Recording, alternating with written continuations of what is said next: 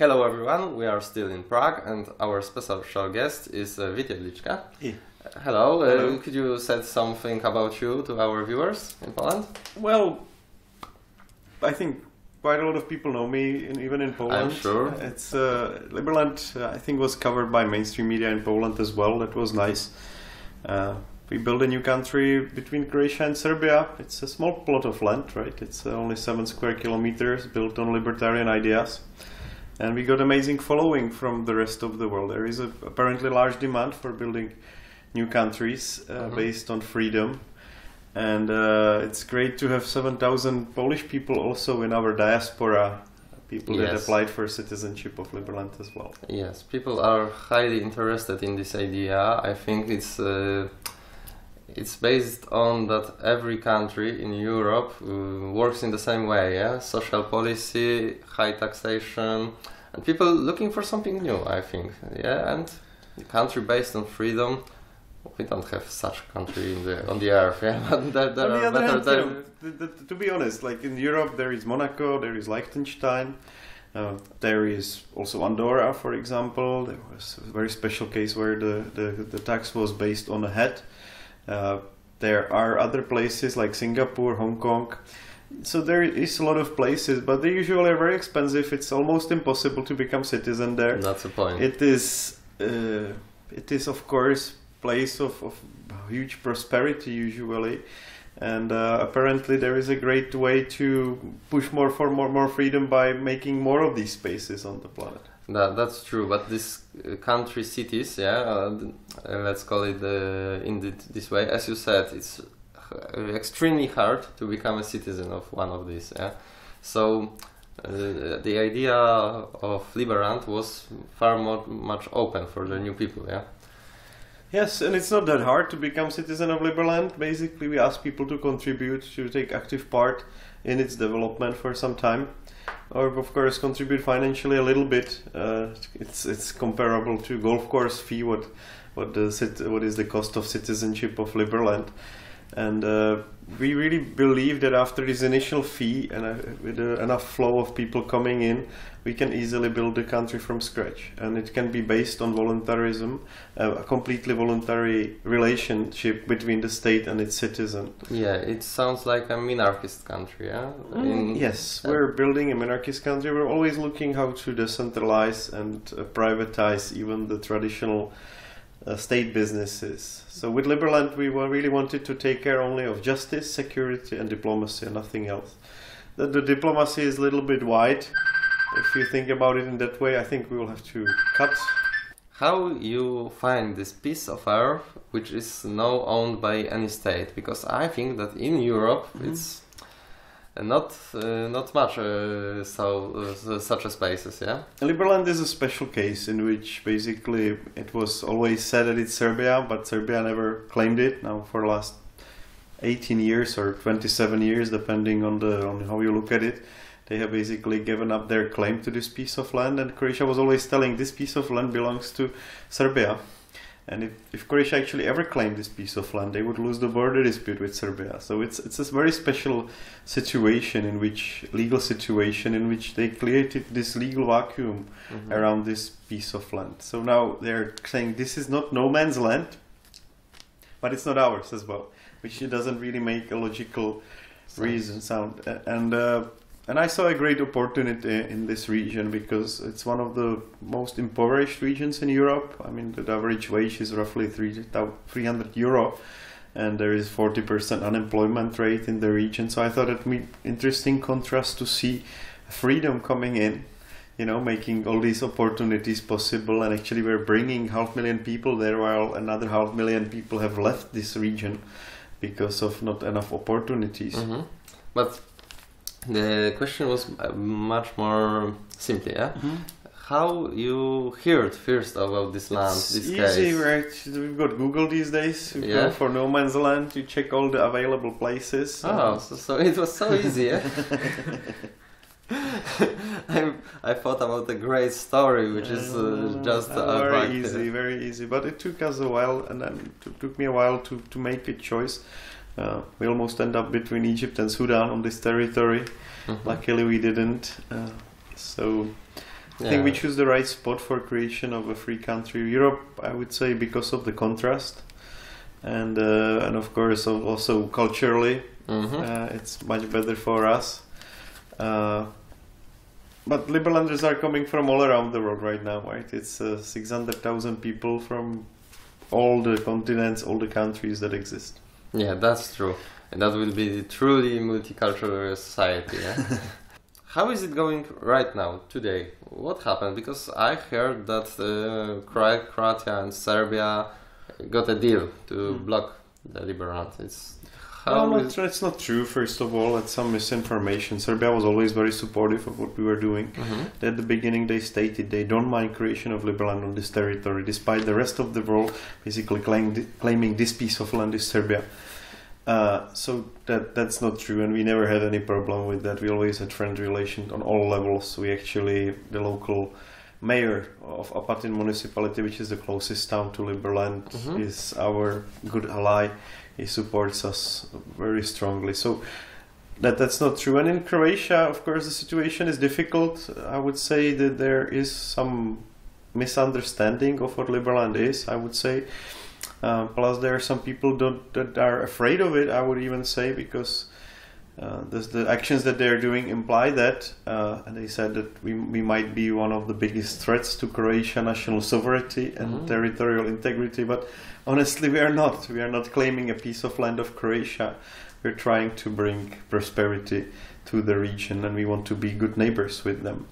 So the situation is still that, again, Serbian relations are very high, and Croatia, yes, we do have a problem. Croatians have an order, Croatian police forces, to arrest Liberlanders now, and they're doing it systematically. But on the other hand, we're building right next to Liberland on the Danube River a very nice village on the water.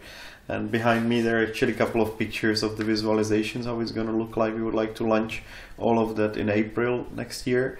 So physically we are also developing quite well. Diplomatically we're doing great, I would say. We've got now representative offices in 100 countries around the world and pushing strongly for recognition. We just had a nice event in European Parliament. We had a nice event for US congressmen and senators two months ago. We got recognized by the third biggest political party in the United States last week. So things in that sense are doing, I would say, great. Okay. Better than expected. What is the situation in Poland right now? Because I know the previous man who worked with you. I'm not sure. Karol Parkita. He was helping us a little bit, yes. Yeah. And who is the man who is... Jan Fior is our representative from beginning. Okay. Yes. Parkita was helping him a little bit. But we've got actually now bigger group of people, internal group of people in Poland that are pushing Liberland recognition forward, and I was happy that actually some members of the Polish European Parliament also sent their assistance for our event, and they showed their support. So I would say that the support is continuous. Just last week we heard from them. I'm happy that there is so much support, and that the Cookies Party actually was pushing for recognition of Liberland in Polish Parliament. Yeah. That was a very good achievement by itself, and I hope there will be more to come in Poland. I've got a very interesting question. Okay. But it's both pessimistic and optimistic. Okay. If the states in our planet, in the Earth, start to be more brutal, more oppressive, and not allowed to Liberland become, and another little states become free states. Do you believe in the future, longer future, for instance, in the 1,000 years, when we start to explore the space, it won't be much easier to create the free society, because the space is huge. Earth is almost occupied by the states, but the space, how the hell? First of all, it's very difficult to fight with Liberland, and whenever somebody starts to fight us, they always give us more legitimacy, because you cannot attack Liberland from other perspectives than from state perspective, and it's a form of recognition, right? If a Czech ministry write something about Liberland, foreign ministry, then it's a partial recognition. If there is somebody opposing the recognition of Liberland in Poland, then it is also recognition, just by the mere fact that they're talking about it. And the same thing with Croatia, if they're opposing the creation of Liberland, it is a recognition. So it's kind of great thing that no matter how you are fighting with Liberland, you're also helping it, you know. And if you're ignoring Liberland, that's all great as well. We don't need people to support us. And if you're supporting Liberland, that's even better, right? You become the supporter of the idea and a fan. It sounds very optimistic. Yeah. Okay, did you hear about the Free State project in New Hampshire? Yeah. What do you think about this idea? I think it does have a merit to move people together, to live together in a liberty-oriented society, and I think they already have some good achievements. But it's of course it's slow. I think it's now 20 years since they started the project. Yeah, something like that. And but I'm happy that it's happening and that there are so many Liberlanders also living in those communities. Yes, I believe it's something like that will start to become in Poland.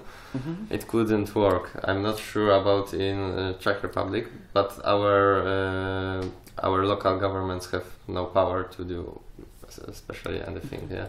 Well, of course, that's like you can do a lot of stuff, you know, when Liberlanders are getting together, and it's not just in New Hampshire. Basically, it's all around the world.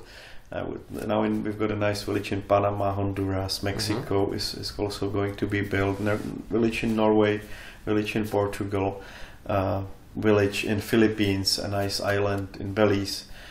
So, you know, Liberlanders are getting together all around the world, and it does have a sense for people that share similar values to stay together, live together, and work together for improving of the conditions.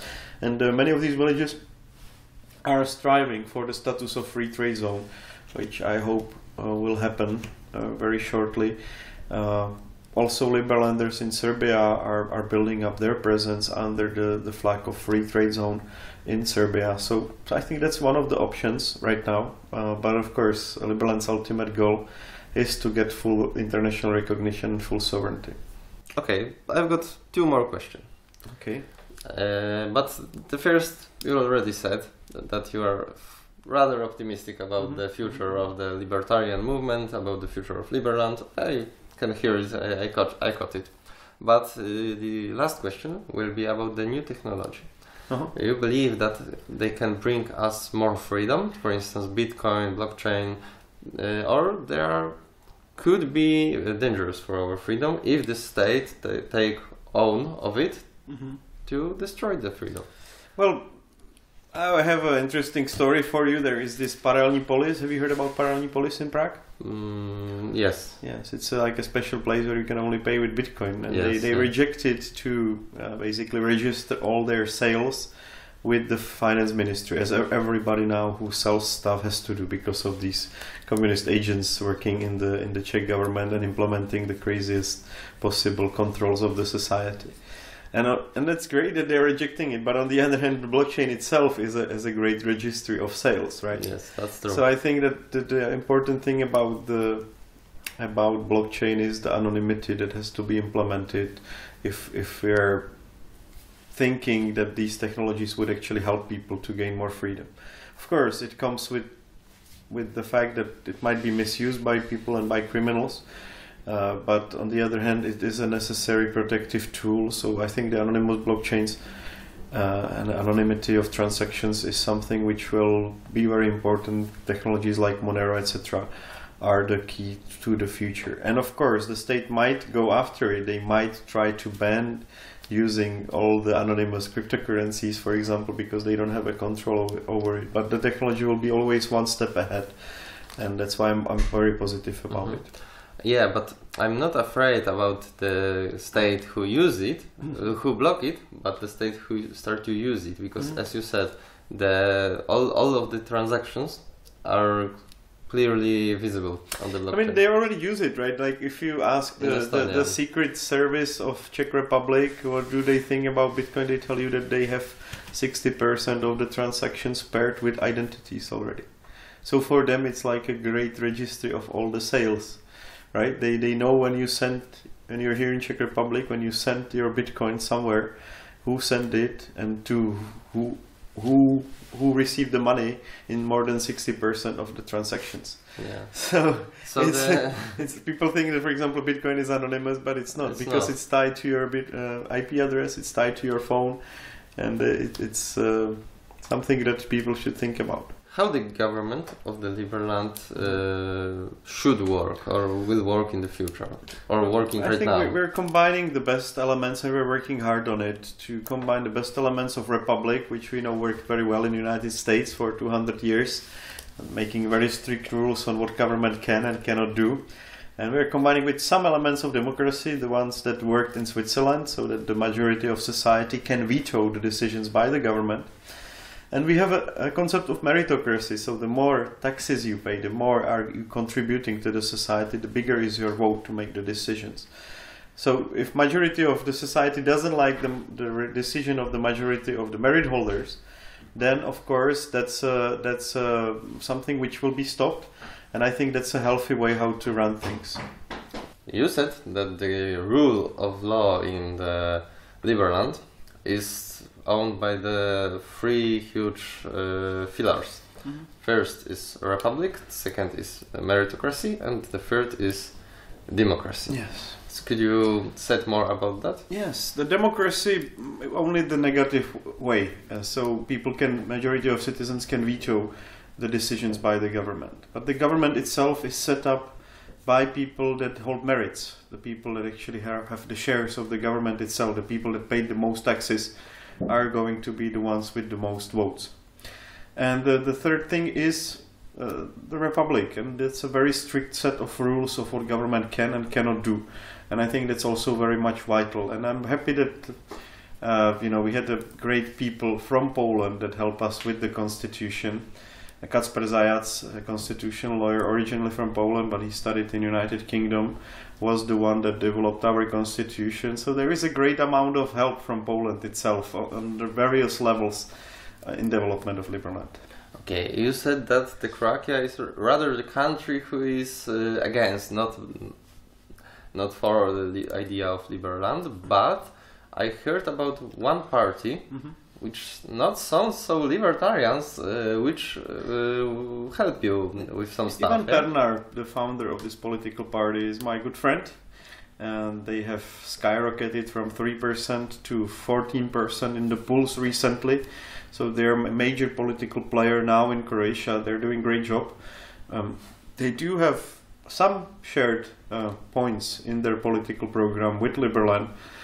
I think they are on a verge of really being part of the government itself in Croatia, and it's great to have Liberlanders helping us directly from Croatia. And Ivan Pernar is our diplomat. He's been working for Liberland and helping us for quite some time. So it's really great to have somebody from Croatia directly supportive. Okay, but I heard about their program that they are not kind of syndicalists in some points.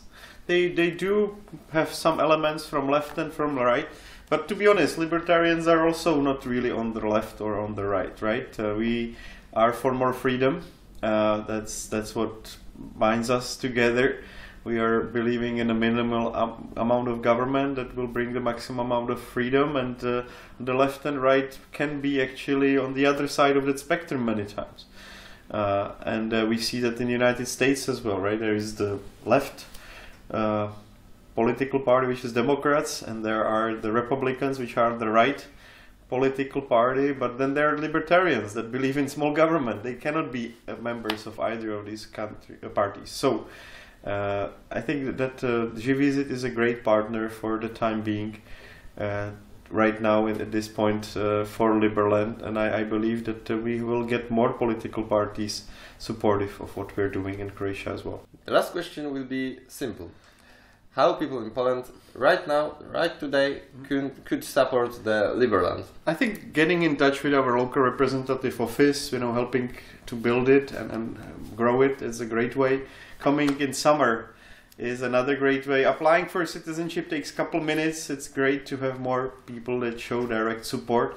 of Liberland. So I think it's going to be a lot of fun if there would be a Polish group coming to Liberland next year. We already had one, by the way. We had a large Polish expedition that was organized by the Asbiro University a year and a half ago. So I hope we will see a large Polish group coming as well. Okay, it was a great pleasure to me. Thank you very much. And if you've got any more questions, just interest in the idea, support the idea of Liberland, and contact with Vit or the people in Poland. But it's easy with me also. president@liberland.org is my email address. Feel free to stay to ask any more questions, and one of the youngest Liberland citizens. Tato? Say hi to camera. Oh, hi. Ahoj, řekni. No? Okay.